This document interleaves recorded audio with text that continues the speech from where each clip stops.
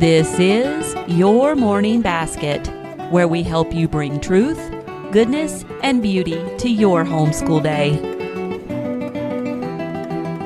Hi, everyone, and welcome to episode 81 of the Your Morning Basket podcast. I'm Pam Barnhill, your host, and I'm so happy that you are joining me here today. Well, in today's episode of the podcast, I am joined by my very good friend, Colleen Kessler. Colleen is a mom of 4 twice exceptional kiddos, and she is also a gifted specialist. And today on the podcast, she's coming to talk to us all about morning basket with gifted kids. Now, on this episode, we talk about the benefits of doing a morning basket with your gifted kiddos. What can you gain from this? And then we also talk about some of the unique challenges that might come up from either having a gifted kid in your morning basket with the rest of your family or doing a morning basket with a whole gifted family, as happens a lot of times. So, buckle your seatbelt. It's a really fun conversation, and we'll get on with it right after this word from our sponsor. This episode of the podcast is brought to you by Your Morning Basket Plus. Okay, I'm so excited, guys. New in the Your Morning Basket Plus subscription is our Morning Basket Explorers Club. Now, this club features our brand new Morning Basket Explorations kits. Each month, we present a new themed set of explorations on kid favorite themes. So coming up in the next year, each month we will be exploring a new theme, themes like flowers, apples, the farm, gratitude, Christmas around the world, Arctic animals, George Washington Carver, who is a favorite Alabama son, the solar system, the Holy Land, gardening, the flag, and sharks. And oh boy, we are just getting started. We have so many other ideas. So each month we will put out an exploration guide for moms to set up these explorations. And these will include a do it section of things to do during your morning time, a strew it section with ideas to strew for your kids that they can explore on their own, a further exploration section with ideas that your family can do outside of morning time, like something you can do in the kitchen or a field trip. We're also going to have level up ideas that are going to help you bring your older students, your middle school students, into the exploration with the rest of the family. It's going to be age appropriate for them. Now, the guides also feature memorization and music to go with each theme, and we're going to include MP3 audios of the memory work and the songs, so just to make it super easy for your family to memorize or sing along. But the Explorers Club doesn't stop with the guides. Each month, we're also going to have 2 live events with your favorite morning time teachers that go along with these explorations. And if you can't make it to the events live, you're going to have access to the replays. Plus, your family is going to be able to submit your findings and activities at the end of each month and receive a special tracking form and monthly stickers in the mail to document your family's journey as morning basket explorers. Your kids are going to love this. It's going to be so much fun. We're so excited about this new journey we get to share with your family. The Explorers Club is part of the Your Morning Basket Plus subscription, along with the over 40 sets of done-for-you morning time plans that are also in the subscription. So you can join today and get more information by heading to pambarnhill.com/subscriptions for monthly and annual options. We cannot wait to see you there. And now, on with the podcast.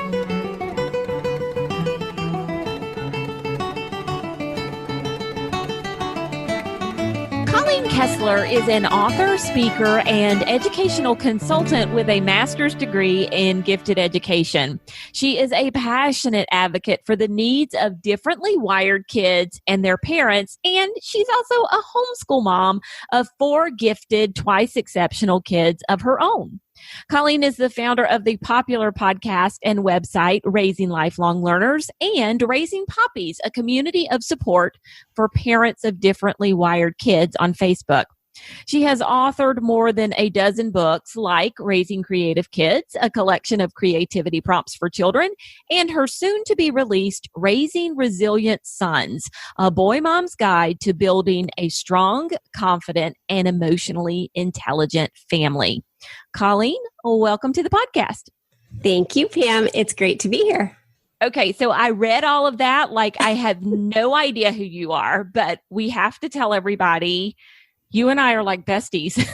Yes, I love you so much. I love you too. Everybody's at home going like, oh my gosh, what a love fest. But no, Colleen and I know each other very, very well.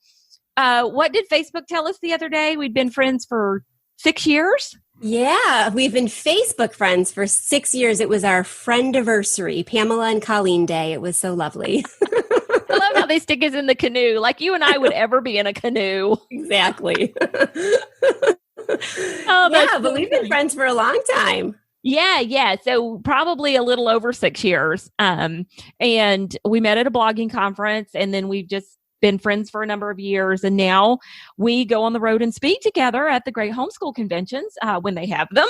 Right. When there's no pandemic. And there's no pandemic. And we just have a lot of fun doing that together. So, yes, Colleen and I go way back. And it wasn't all that long ago that you and I were chatting on the phone, and I said, you know what? We're planning a new podcast season, and we have never talked about morning time with gifted and twice exceptional children. Yes, and we've been friends for long enough that you should have. That should have been on your radar. Okay, I'm feeling really bad now. I'm just kidding. Oh, goodness. Well, sometimes we have to save the best for last. There you go.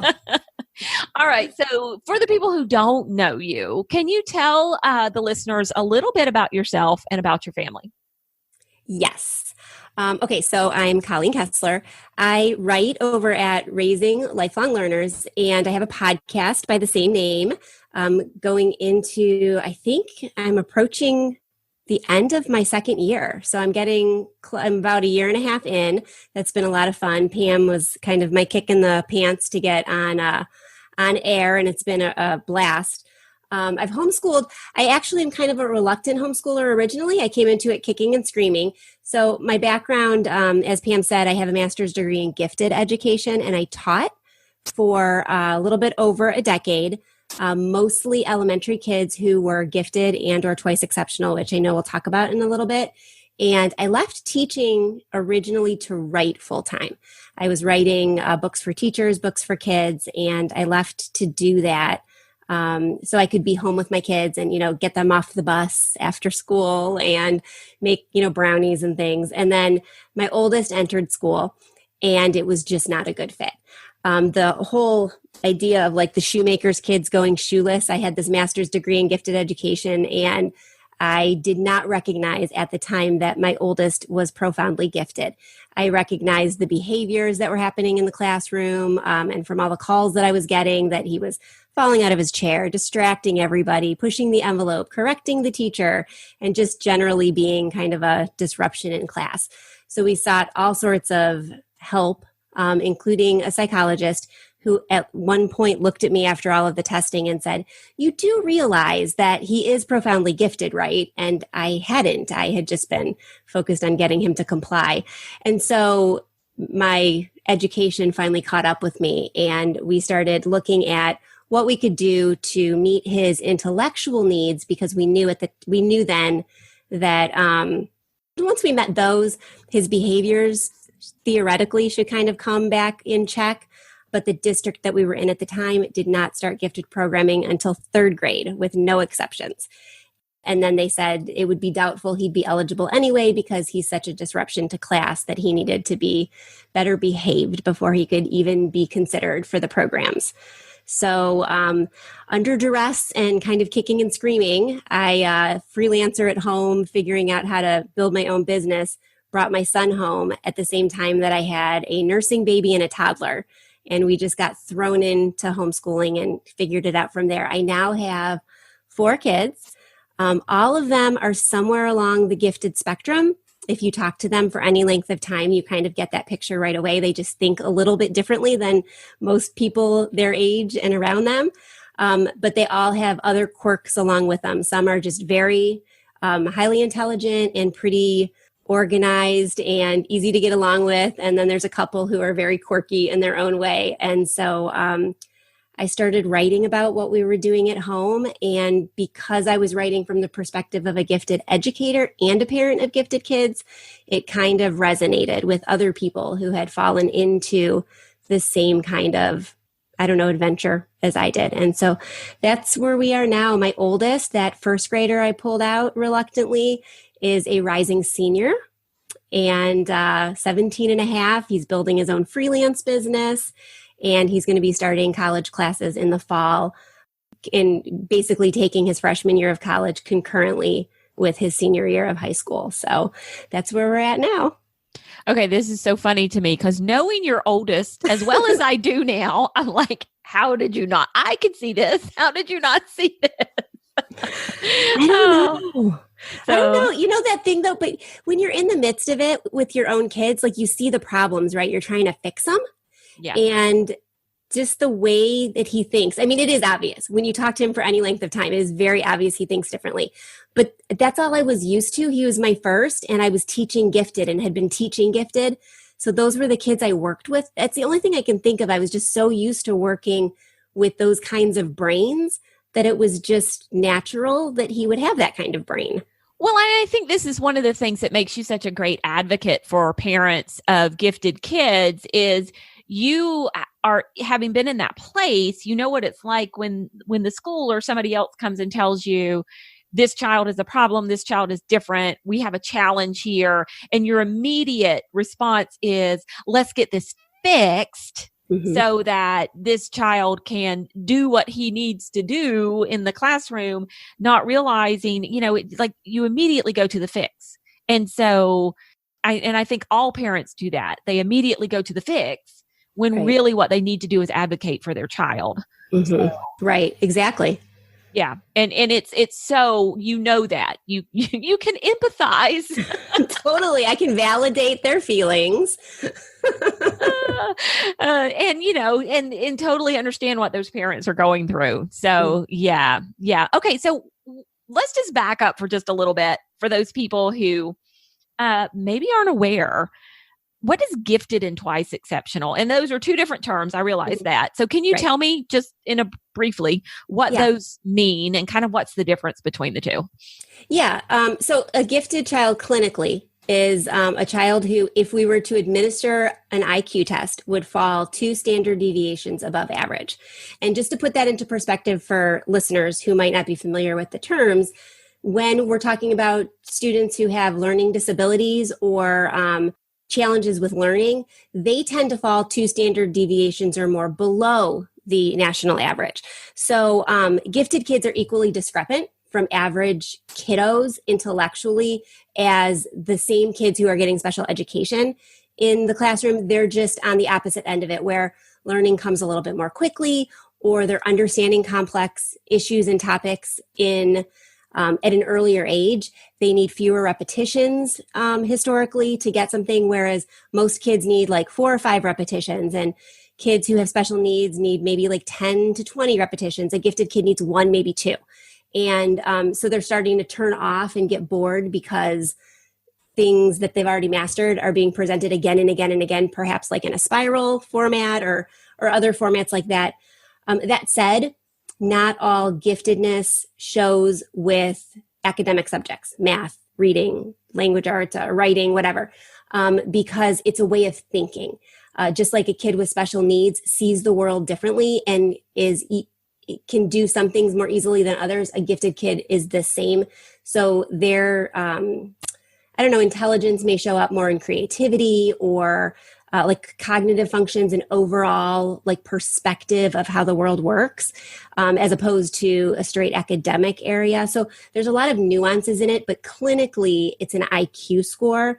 Anecdotally, it's a way of thinking and being. They develop in an asynchronous fashion where they're kind of like many ages at once. They might be behaviorally very young, academically, right on grade level, and then cognitively where they're having conversations way higher. So they're kind of all over the place.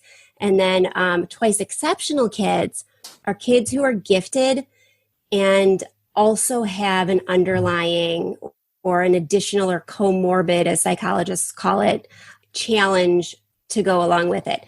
I love Diane Kraft is a speaker I saw years ago and I've met a few times.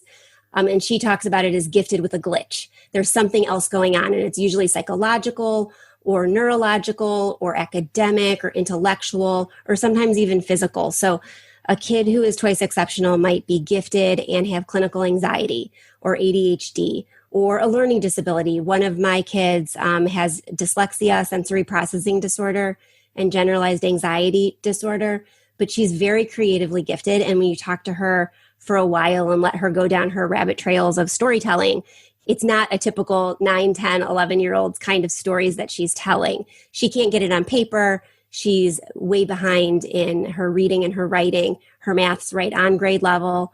Her conversations are above grade level. So they're kind of twice exceptional kids are even more all over the place than gifted kids are, if that makes any sense. Yeah. And, I think so. Sometimes parents feel like, oh, my kid's gifted. I've hit the jackpot.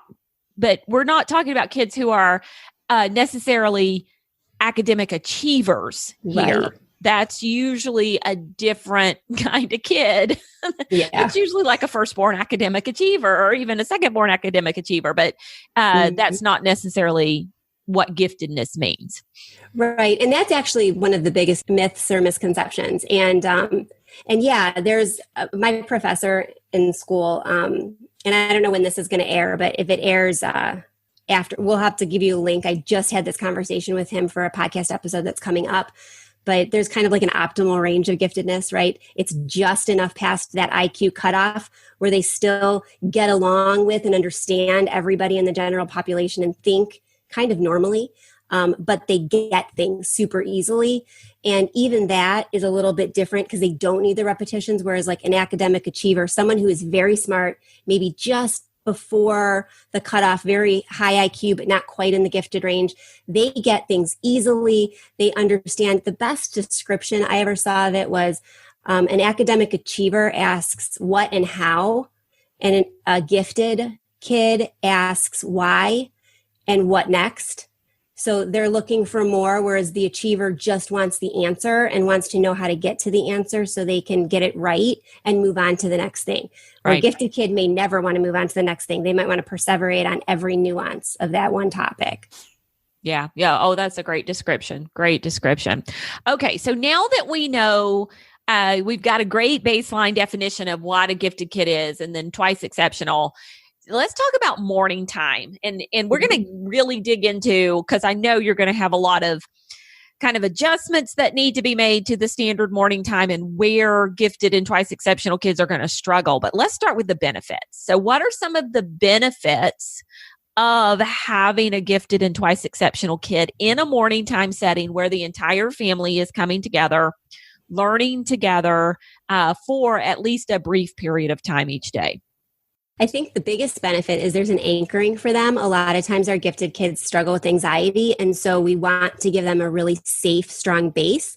And so coming together as a family and doing those beautiful and engaging, enlightening, kind of like artistic things, if we're talking about the things that we can do with all of our kids at various levels, we can do picture study, artist study, we can read books and read alouds together, we can do, nature study. We could do all those kinds of things that everybody is going to come up with a different product based on the same prompt, but it gives them that space of anchoring and that sense of belonging. I think that one of the hardest things that kids, especially with anxiety or differences, face is that feeling of there's nobody else like them.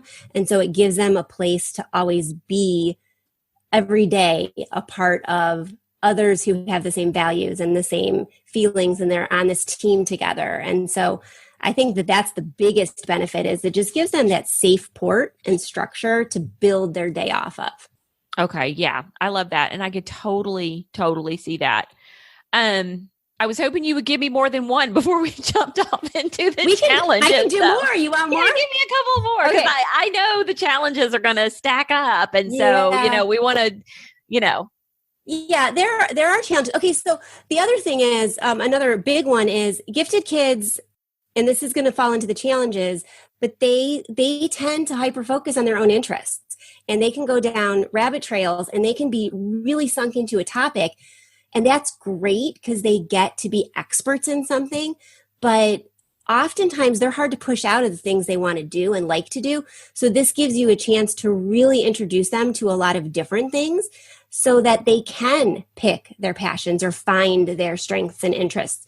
It also gives you, the parent, a touch point so you can figure out what they're getting interested in. You can watch them if you're doing, so say they're doing, okay, so we've got some mutual friends. We've got Cindy West who does nature study, and Nana and Trish who do chalk pastel art. But people who do something like that really can spread. So let's use Cindy, for example. We just recently did a nature study with all of my kids, except my oldest. So sometimes those teens are going to be outliers where you can't pull them in once they get to 17 and a half, probably. So not getting them to the table for nature study. Exactly. And then you shouldn't. He's got other things. But so we're sitting down, and the 7-year-old is just focusing on the animal, and he's talking about it, and his drawing is very rough, and he's done in 2 seconds. Whereas my oldest is drawing very intricate designs, and she's getting into it, and she's got the Chromebook next to her, and she's finding other examples. Or other facts to go along with it, because it's not enough to just write those few things that we were talking about in a general form. And she doesn't do that very often. So I'm noticing that something piqued her interest about this particular topic, so I can revisit it later. Whereas like the middle one of those bottom 3 is starting to show me perfectionism that I haven't seen before. She's now ripped up 3 different pages because the rabbit in the burrow doesn't look like the rabbit in the burrow on the page or that her sister's making. And so she's getting in her own head. So I can see that and address that later, while encouraging on the spot to just keep going and, whatever I'm going to do on the spot. But I can file those things away. When you and I are on the road speaking, I talk often about kind of keeping a notebook or jotting mental notes. I talk about physical notes. Keep a journal that has a page for each of your kids and jot down some of those things so you can go back to them, because their brains are so quirky and you never know what's going to either set them off or light them up. This gives you a great place to an opportunity to see something that you wouldn't have seen otherwise. And right there in the moment while you're sitting there with them, jot down that note to revisit later, or remind yourself when you're at the library or in a bookstore and you see something to pick it up, because it might be something that can fuel a different interest later. Or you can pull that into your next morning time. Like, hey, I was really interested in this. Maybe you were too when we watched that nature study video. So why don't we try reading this poem that kind of ties into it? It gives you a chance to pull other things in, give them other opportunities for learning. Notice where those sticking points are so you can really focus on those one-on-one later. And then give them chances to either move on from a topic that they're clearly not interested in or dive deeper into something. Does that help? Yes. I love it. Okay. So we have anchor point in the day, which is so important. We have, take a kid who might normally hyper focus on something and spread. We're just going to go all Charlotte Mason on you guys for a minute. We're going to spread this wide feast of ideas, because if they're never exposed to this thing, we don't know what they're going to hyper focus on next, and I think me as a person myself, I can get so involved in one thing, I don't necessarily look at other things. And so I could totally see how this would work for any child, and a gifted child especially.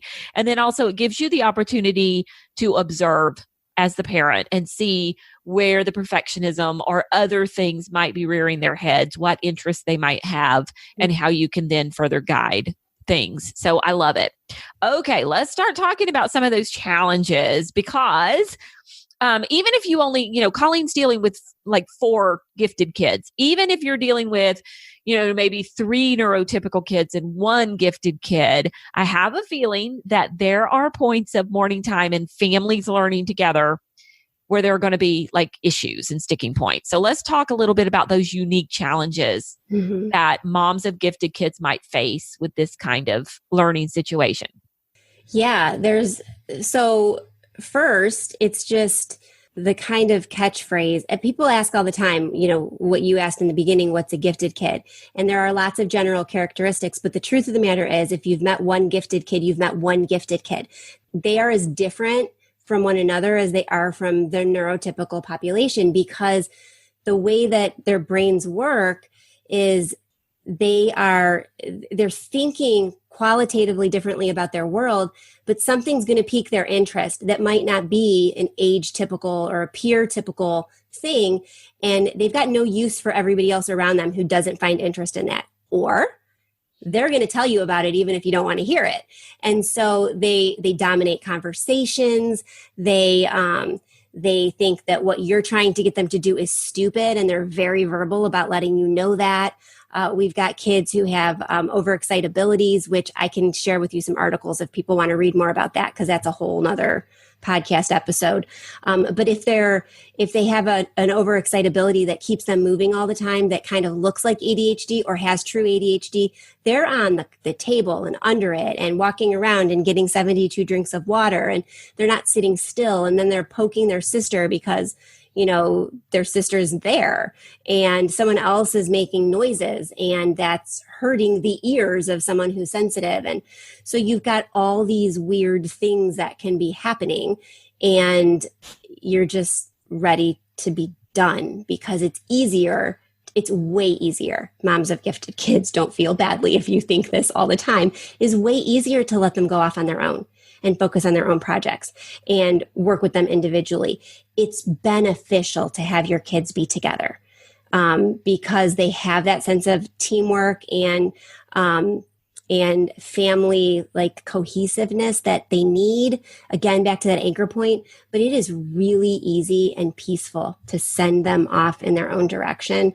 And so the biggest challenge really is making yourself do it, because it's hard. Okay, so let me just ask, is it worth it? Is it worth it to set aside just a few minutes a day? Is it worth it? I think so, absolutely, because you're building memories and you're building shared stories. And yeah, it's beneficial for them to have that. I tell my kids often. So we get together and we do things like nature studies, and we do things together, but we do ours whenever we do things together. We don't do it now, especially with a 17, almost 13, almost 11 and 7, because of the nature of my kids' quirks. We don't do whole group, multiple subjects or multiple activities or topics, but we are coming back together periodically throughout the day so that we have those shared stories. We eat all of our meals together. And while we're eating meals together, we're talking about what we're doing and kind of bringing in elements of a morning time situation into that. And so I tell my kids, you've got these shared stories. We're going to be gone one day, and you're going to be sitting around Christmas with aunts and uncles and cousins, and your kids with their cousins. And you're going to be remembering these times together, right? Where we played this game or built this puzzle or watched this video together. And you're going to have that history. And they already do, because when they were younger and we were really kind of first diving into it, we did a lot of stuff together. And my kids, we started every day with Bible study. And back then we were using Grapevine Bible study because the stick figures were really easy for everybody. Yeah. And we did every day the way I got them to the table. You sing a song, I got them to the table with hot cocoa and graham crackers. And it was in between breakfast and lunch. So it was like around 10 o'clock in the morning. And we would come together, we would do our Grapevine study and have hot cocoa and graham crackers. And then they would do some of their table work. We'd do some artist study or music study. And then the bigger ones would start to kind of go off. And I'd do more with the little kids because they were still strapped in, and it was peaceful that way. But they remember that and they talk about that. And every once in a while, they'll be like, well, could we have hot cocoa and graham crackers and do something together? So it gives them, it's worth it because you're giving them shared stories and touch points with each other. And isn't one of the reasons we homeschool, right, to bring our families together? I think about my friends who stayed the course of public schooling that, after we pulled out, and their kids, while they're siblings and have relationships together, they wouldn't choose to be together above being with their friends. Whereas sometimes my kids do. Right. Sometimes they choose to get off the Roblox with their friends, or, Animal Crossing, where they're talking to each other and a friend from down the road. And they'll choose to get off of that and go be with each other and do something. And so you're building those opportunities for them. But then beyond that, like we said, you're exposing them to different things. You're learning where their struggles are. I know that my one kiddo is going to have trouble test taking because she breaks down when we're focused on something that has weight. And I can watch her and I can give her strategies and little baby steps to do some of that in a morning time situation, because it's fun. We're all together. We're all trying something new. And so you can give them opportunities and experiences with things that might be a little bit challenging later on.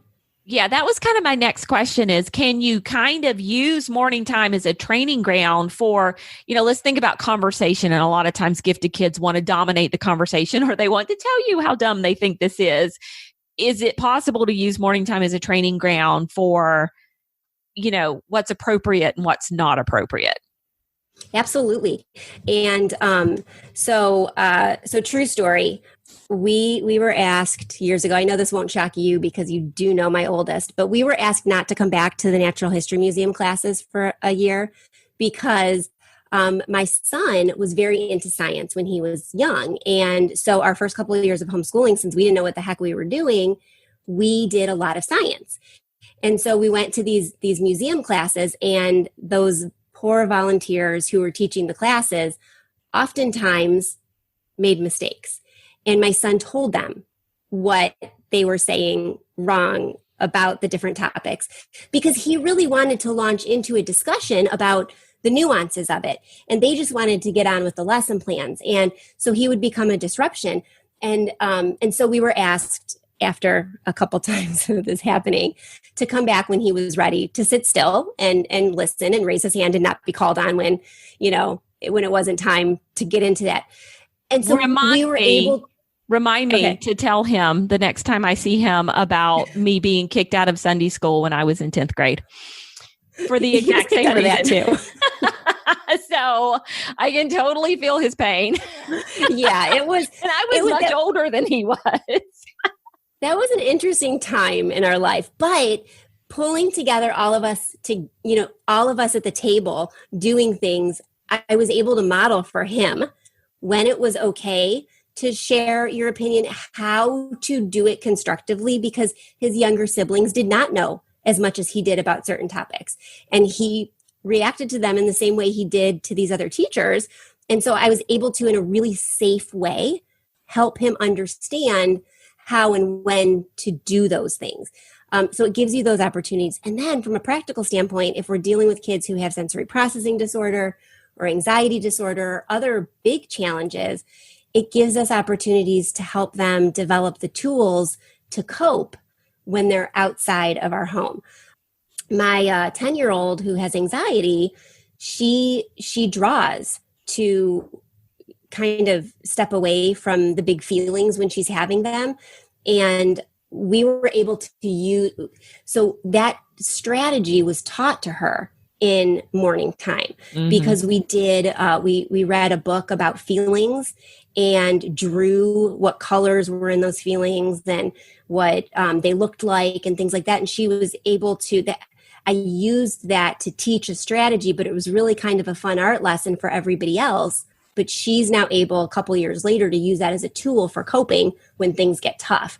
So it's a great way to not single out one kid, do something fun that can be very, very applicable and practical at a later time.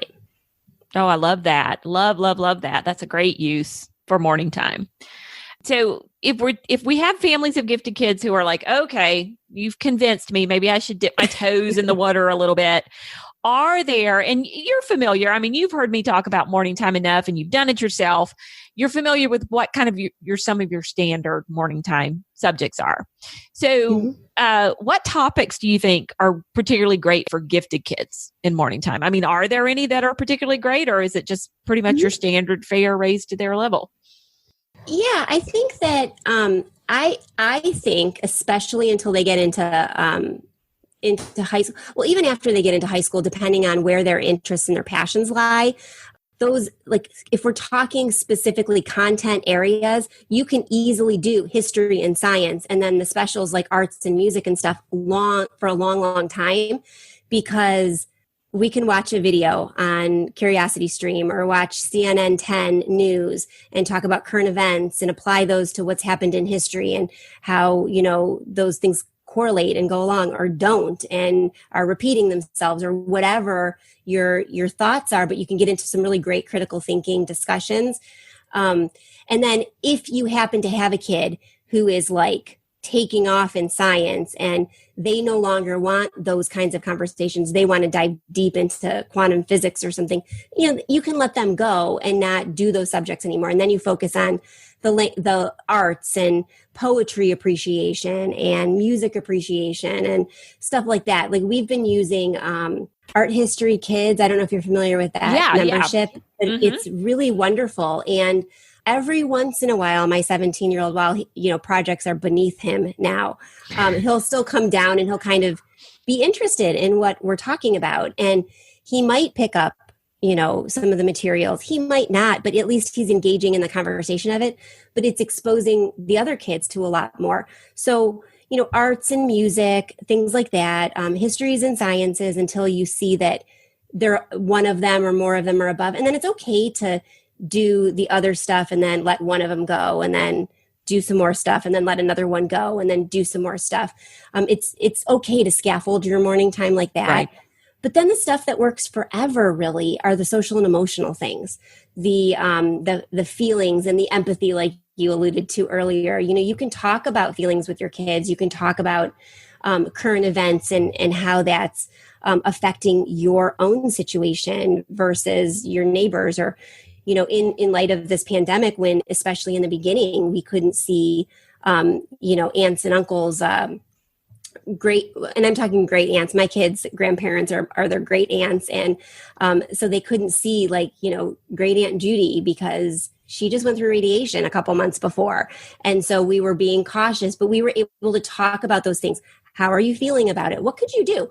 Okay, well, let's do some of our art projects and send those over to her, and then she was able to Skype in a few times or Zoom in, and they showed some of the stuff that they were doing, and then she, bought a craft kit on one of her trips out and sent that over for them to do to show her. And so there's things you can bring in that work on the affect once some of the academic stuff starts to separate a little bit too much for you to have the kids together. Yeah. I like that idea. And, it just, we're talking about morning time with gifted kids right now, but they are still kids. Yes. And you still have the whole situation where, whereas morning time, some of the subjects in morning time, especially some of the beautiful subjects, some of the poetry, some of the art, whatever it is you might be doing, music appreciation is good for mom. Unless you have a child who's like a music prodigy, who is just absolutely could tell you a million different things about music, it's good for that child too. A lot of the things that we do in morning time are not it's not mathematics where they might be advanced. They can appreciate, it's appreciation, so they can learn to appreciate as well. Right. We do a lot of, the reading together and the poetry together and things like that. Whereas, one of my kids has been, I think she came out of the womb writing. I mean, she's a very good writer. And there have been a couple times she's shown me novels she's working on. And at first I don't believe her that she's actually written them. And so it is very tedious for her to write poetry with her younger sister or brother, or even in some cases to discuss poetry. So those are the things I do with the younger two and move her on. Right. But she stays with us for art projects and music, and we listen to things, and she's a very good singer and she does theater, but she sits with us when we're talking about, musical theater or songs, or the evolution of, how different movements of music have happened over the course of the years. And she can get just as much out of that. So yeah, those subjects are perfect. And like you said, they're great for me because I haven't studied them in that way. Right. Sometimes ever, and sometimes in a long time. So it's nice to have those connections with my kids. Do you ever have any of your kids teach something to the other kids during morning time? I don't, because for my particular kids, that tends to cause problems. Okay. It gets a little bit of bossiness. We've tried, and our personalities aren't such that they learn well from each other. They learn well together, but they don't learn well from one another. So I don't. And if they want to learn something from each other, they will seek each other out. And when it's their choice, they're able to be okay with it a little bit. One of my kids sought out my oldest to teach her how to use Filmora. And because she wanted to edit some videos and iMovie wasn't doing enough for her.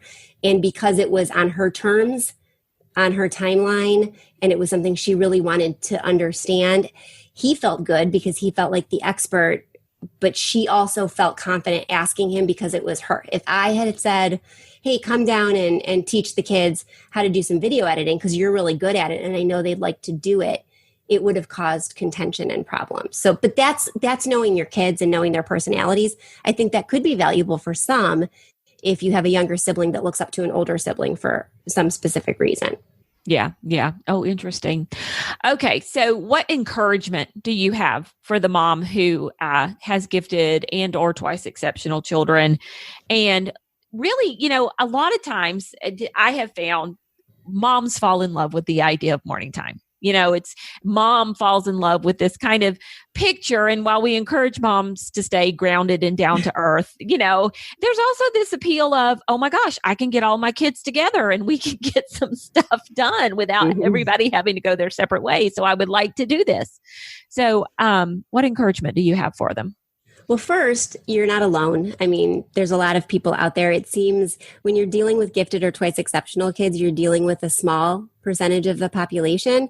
So it feels like there's nobody else around you who has kids who are quirky like this. So if there's one thing that I would want everybody listening to go away from this conversation with is you're not alone and there are other people like you and your kids are not broken or wrong. They're just kids and themselves and who they're supposed to be. So remember that as you're going about doing it. And then to piggyback off of that, know that your morning time just might have to look a little bit different. It might not be something that you can do specific subject areas like we talked about. You just might need to do some more of the arts and, the fine arts and the actual art and then music and social reading and aloud, emotional, reading aloud, listening to audiobooks while you're snacking on something and drawing or, creating out of polymer clay because somebody was interested in that. I mean, that's actually the kind of thing you're going to end up doing with your gifted kids, right? You're going to put on an audiobook or you're going to read aloud and they're not going to sit still because their minds are going still. So you're going to want to pull out Play-Doh or blocks if they're little or, polymer clay. I mean, we did polymer clay recently because it's a really cool medium and it gives them something to do with their hands. So gifted brains are different. And if your kids are gifted, chances are one or both of their parents are gifted as well. And, I know that this is something that I've struggled with. And it's always funny because people are more easily able to say my kid is gifted or my kid has this challenge or whatever than they are themselves. But I'll say this. I was identified as gifted. I am gifted. And when I'm working on a project or I have to focus on something, I have to have something else going on either in the background or with my hands, or I can't focus. I just finished writing a book, as Pam said in the beginning with my bio. And while I was in the heart of the writing, I had a movie that I've seen a million times on in the background because my brain would wander if there wasn't something for the wandering part to focus on.